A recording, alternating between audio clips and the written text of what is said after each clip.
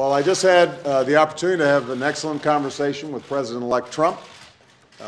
It was wide-ranging. We talked about some of the organizational issues in setting up a White House. We talked about foreign policy. We talked about domestic policy. My number one priority in the coming 2 months is to try to facilitate a transition that ensures our President-elect is successful. I have been very encouraged by the, I think, interest in President-elect Trump's wanting to work with my team around many of the issues that this great country faces.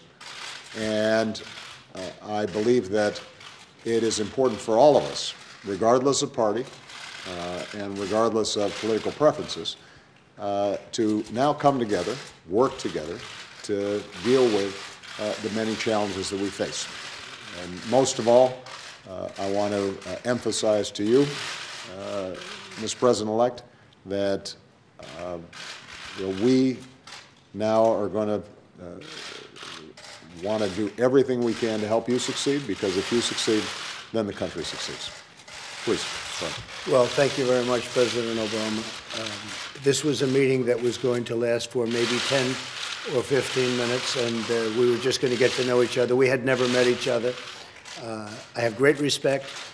The meeting lasted for almost an hour and a half, and it could have, as far as I'm concerned, it could have gone on for a lot longer. We really, we discussed a lot of different situations, some wonderful and some difficulties.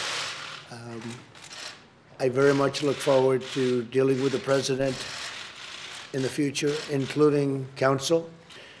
So, Mr. President, it was a great honor being with you, and I look forward to being with you many, many more times in the future. Thank you, sir. Thank you, everybody. We are not going to be taking any questions. Thank you, guys. Thank you. This is a good rule. Don't answer the questions when they just start yelling at you. Come on, guys. Yeah, come on, guys. The President-elect and I have some pretty significant differences. But remember, 8 years ago, President Bush and I had some pretty significant differences. But President Bush's team could not have been more professional or more gracious in making sure we had a smooth transition so that we could hit the ground running. I have instructed my team to follow the example that President Bush's team set 8 years ago and work as hard as we can to make sure that this is a successful transition for the President-elect. Because we are now all rooting for his success in uniting and leading the country. The peaceful transition of power is one of the hallmarks of our democracy.